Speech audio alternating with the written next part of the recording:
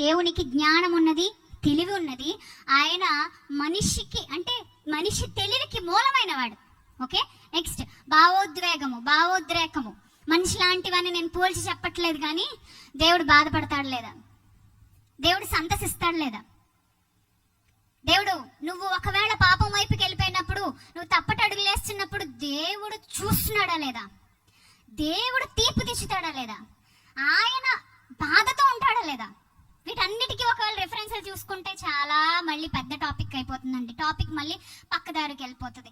కానీ నేను చెప్తున్నాను, దేవుడు మనలాంటి హృదయం కలిగిన వాడు, ఇంతకంటే అధికుడు అని మనకు అర్థం కావడానికి. నెక్స్ట్, దేవుని చిత్తం. దేవునికంటూ ఒక చిత్తం ఉంది, బైబిల్ అదే చెప్పింది. ఏంటి చిత్తం అంటే? చిత్తం అంటే అర్థం ఏంటి? ఇష్టము. దేవునికి ఇష్టాలున్నాయి, ఆయనకి కూడా మనసు ఉందండి, ఆయనకి ఇష్టాలున్నాయి.